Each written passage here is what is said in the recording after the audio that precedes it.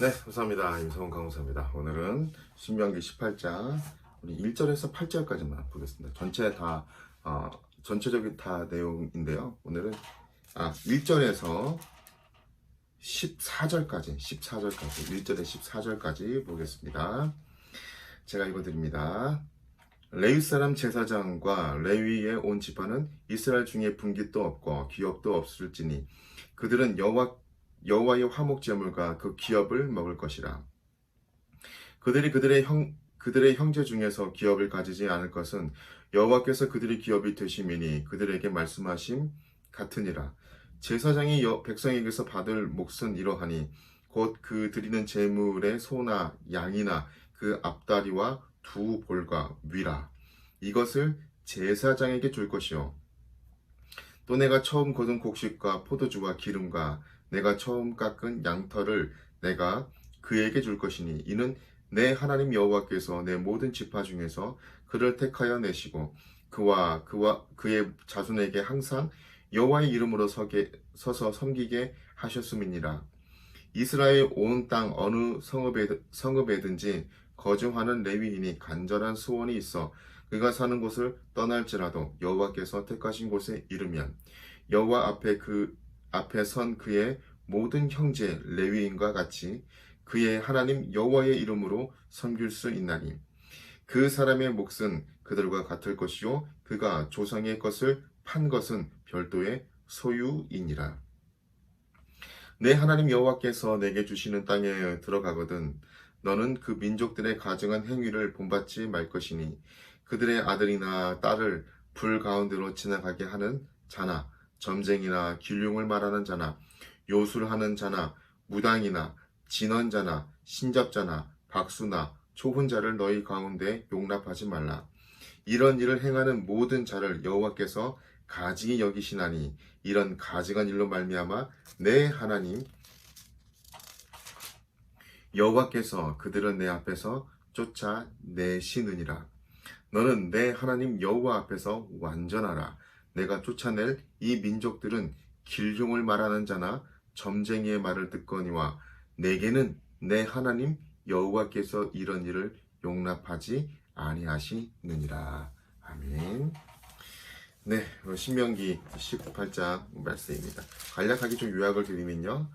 레위인들은 백성들의 11조와 제물을 통해서 생계를 해결함으로써 여호와께 드리는 제사와 이에 수반되는 모든 업무에 전념할 수가 있었습니다. 이스라엘은 이방 민족들의 점쟁이, 마술사, 신접자 등 철저히 물리치고 여호와께서 친히 세우시는 선지자의 메시지에 순종해야 했으며 궁극적으로 선지자이신 그리스도를 대망해야 했습니다. 오늘은 읽지 않았지만 모세와 그러니까 나와 같은 선지자를 일으킬 것이다. 이 15절에서 22절까지 말씀을 읽어보시면 좀 더 우리가 알 수 있을 것 같습니다.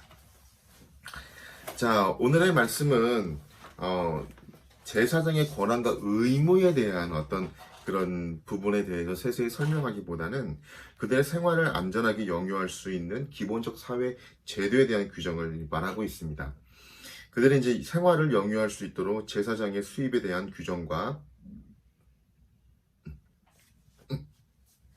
또 누가 그런 권한을 가질 수 있는가에 대한 규정입니다. 이 부분에 언급된 제사장에 대한 규정은 예루살렘 성전에 일하는 레위 사람 제사장 혹은 간단하게 제사장이라고 불리는 레위인들의 어떤 수입에 관한 서술이죠. 어떤 레위인이 지방에서 예루살렘으로 이주하여 예루살렘 성전에서 제사장의 직무를 행하는 경우에도 그에게 똑같은 이런 권리가 주어졌습니다. 레위 제사장들, 즉 레위 지파 전체는 이스라엘 중에서 어떤 땅도 가질 수 없으며 오직 여호와께 드리는 제물 중에서 먹고 살아야 했습니다. 이는 여호와께서 스스로 그들의 기업이 되시기 때문입니다. 신명기에서 레위인이란 말은 순전히 지파를 구별하는 말이며 제사장은 제사장의 직무를 행하는 자를 지칭합니다. 그런데 레위인만이 제사장의 직무를 수행할 수 있기 때문에 이것을 강조하기 위해 레위 제사장들 혹은 레위 자손 제사장들이란 말이 사용됩니다. 모든 레위인들이 제사장이 될 수 있기 때문에 레위 지파 혹은 레위인들에게 제사장의 직무가 주어진다고 설명하고 있는 거죠. 한편 제사장의 직무를 행하지 않는 레위인들은 단순히 그냥 레위라고 언급됩니다. 이 전체를 가리키는 말이죠. 본문은 백성에 대해서 제사장들이 갖는 권리에 대해서 이제 서술을 합니다. 설명을 하는 거죠. 그리고 3절, 4절은 그들이 받을 재물에 대한 상세한 또 설명이 나옵니다. 이스라엘 백성은 제사장들이 하는 직무에 대해 제물로 보답해야 했습니다. 또 어떤 레위인도 제사장이 될 수 있기 때문에 모든 레위인은 예루살렘 성전에서 제사장 직무를 행하고 그에 대한 대가를 받을 수 있는 자격을 또 갖게 되는 거죠. 그리고 다른 레위인들은 형제들의 사회적 부양 속에서 그들의 삶을 살아가게 되었습니다. 한편 성읍들에 사는 레위인들은 보호를 받아야 하는 다른 사람들과 함께 여호와께 속한 헌물 곧 11조로 또 살아갔습니다. 이와 같이 제사장들이 형제들의 재물을 가지고 살 수 있는 것은 왕으로부터 독립적인 기능을 갖추게 되는 거죠. 그러나 나중에는 그렇지 않고 왕의 녹을 받고 여호와가 아닌 왕을 섬기는 거짓 제사장들이 많이 출현해서 제사장 계층을 또 형성하게 되고 그러면 좀 문제가 또 많이 이렇게 발생하기도 합니다. 자, 제사장에게는 재물의 일부, 소나 양의 넓적다리와 두 볼과 위 외에도 땅에서 난 첫 소산물과 양의 처음 깎은 양털을 주어 그들의 양식과 옷을 삼게 했습니다. 또 한편 성읍에 살면서 기업이 없는 레위인들도 비슷한 방식으로 형제들이 바치는 소산을 가지고 살았으며 3년마다 바치는 소산의 11조를 가지고 그들의 또 삶을 영유했습니다. 자, 그리고 9절에서 14절까지인데 이방 주술 행위에 대한 금지에 대해서 또 말씀하고 있습니다. 그러니까 이스라엘에게 이방 나라들처럼 왕을 갖는 것이 이제 허락이 됐습니다. 17장이죠. 17장에 보면. 근데 이거는 이후에 나타나는, 그러니까 왕이 나타나는 것을 이미 이제 나타났을 때 이렇게 하라는 왕의 규례가 있는 거죠. 그런데 이 본문에서는 이스라엘을 이방 나라의 영향으로부터 보호하기 위해 그들의 가증한 행위를 금지하고 있습니다. 그러니까 이제 이스라엘 백성들이 이방 나라의 어떤 왕이나 어떤 강력한 무엇인가를 보면서 어떤 것을 보면서 저거 되게 좋아 보인다 그러면서 이제 그걸 요구하는 건데 그러면서 이제 그들의 가증한 행위를 이제 본받으려고 하는 거죠. 그래서 그거에 대한 금지 행위를 하고 있는데 예를 들어 뭐 아이를 제물로 드린다거나 주술, 신탁 같은 행위를 말합니다. 그 아이를 자기 자녀를 그 번제로 드리는 그런 행위들을 했던 거죠. 번제라고 하기 좀 불태워 드리는 그런 행위를 했던 거죠. 참 안타깝죠.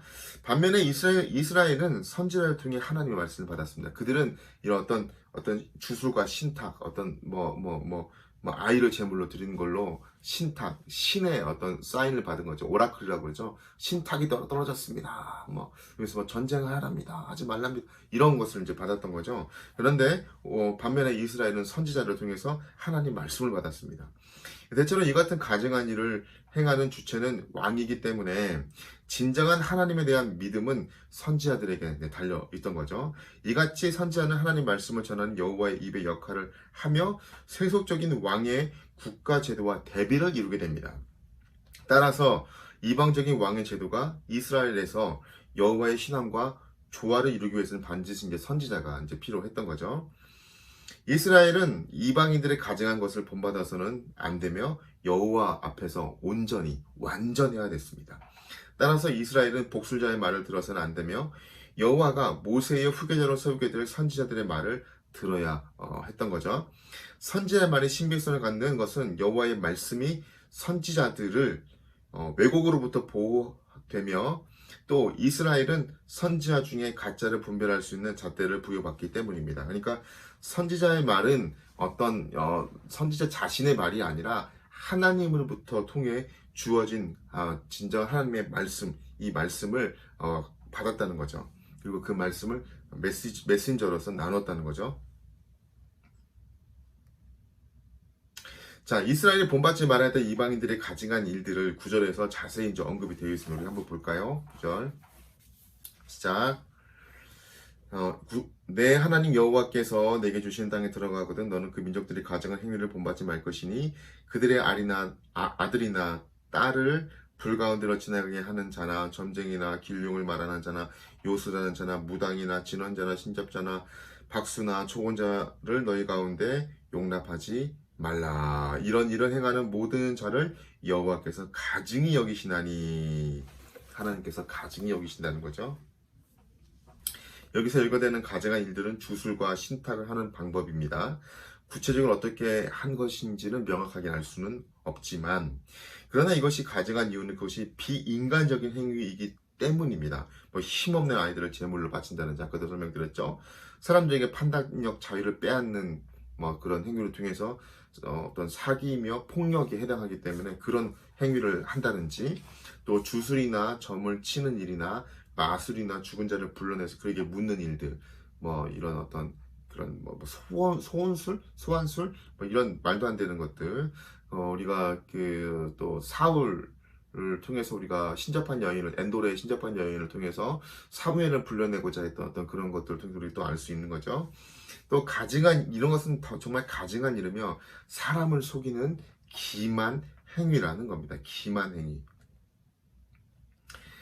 자, 우리가 다시 한번 먼저 첫 번째로 한번 돌아가 봅시다.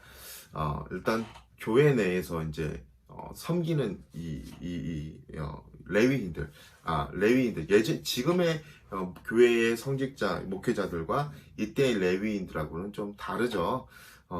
좀 양상이 많이 다릅니다. 가나안 땅 같은 경우는 다 하나님께서 분배를 해주셨는데 레위인들이 땅을 받을 수 있는 그걸 자격을 주지는 않으셨어요.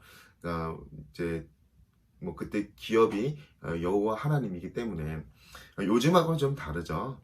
네, 요즘은 교회에서 일하시는 분들, 목회자분들을 보면 정말 목회자분들 뭐 수입도 보면 약간 천차만별인 것 같아요. 그러니까 어찌 보면 교회가 철저히 자본주의 어떤 경쟁 체제가 되어 있기 때문인 것 같습니다. 그제 한 교회 집사님하고 그런 대화를 하는데 재미있는 말씀을 들었습니다.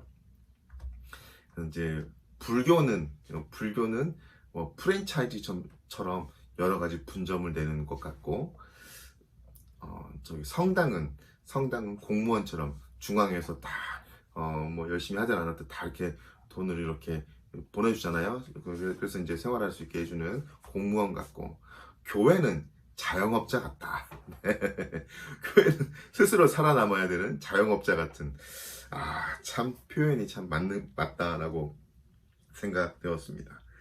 그러니까 어떤 분을 보면 참 부에 넘치는 목회자가 있는 반면에 어떤 분들은 너무 생활고에 찌들여서 정말 굉장히 어렵게 목회를 하시는 분들도 참 많이 있는 것 같습니다. 지금 코로나 이후에는 더 이게 심해진 것 같습니다.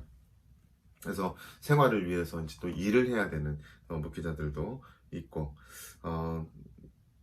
참 어려운 이런 시기인 것 같아요.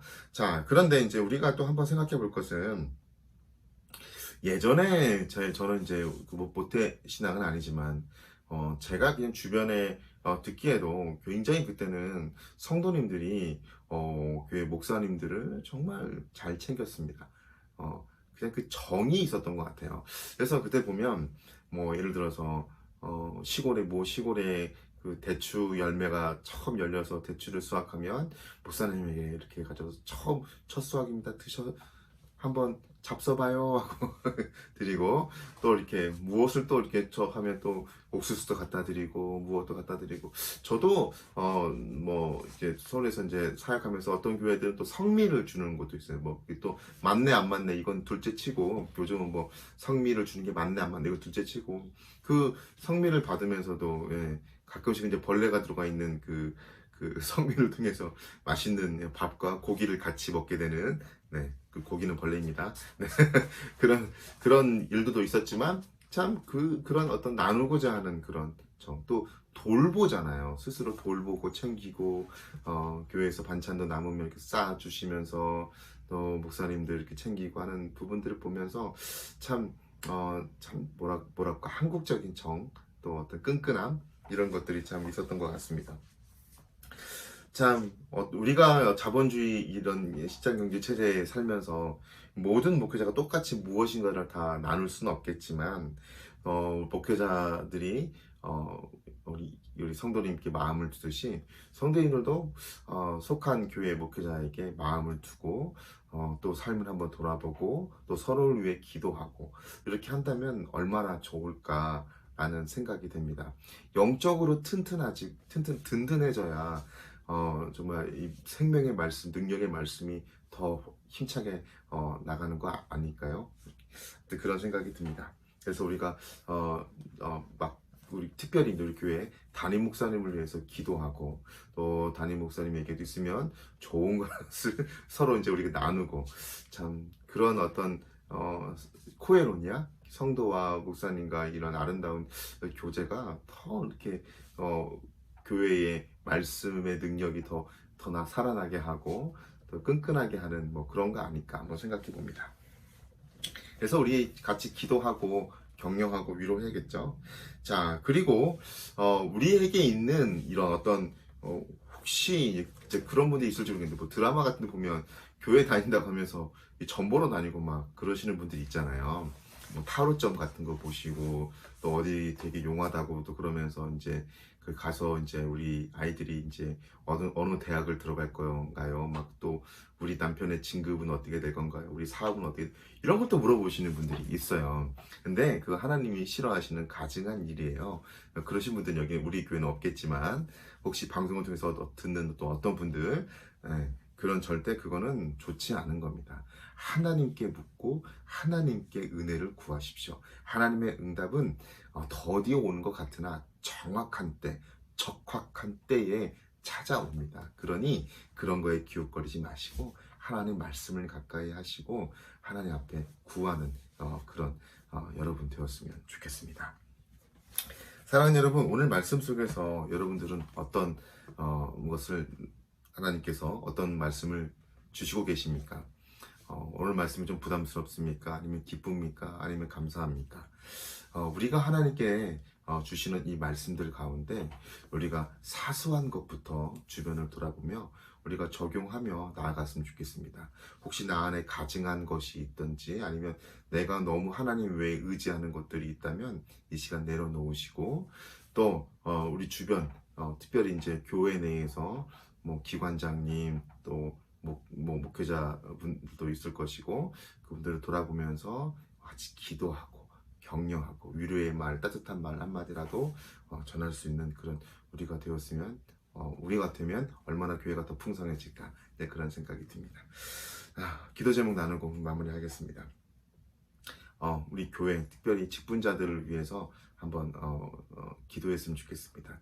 그들이 영육간에 강건하고 든든히 서갈 수 있도록 그리고 우리 안에 있는 어떠한 하나님 외에 좋지 않은 모든 이런 것들 뭐 주술이나 뭐 사수 이런 것은 없겠지만 하여튼 의지하는 그런 것들을 내려놓고 하나님의 말씀에 귀를 기울이고 하나님 말씀만 쫓아가는 그런 우리 되게 달라고 한번 기도하겠습니다. 하나님 감사합니다. 오늘도 하나님 말씀 가운데 있었습니다.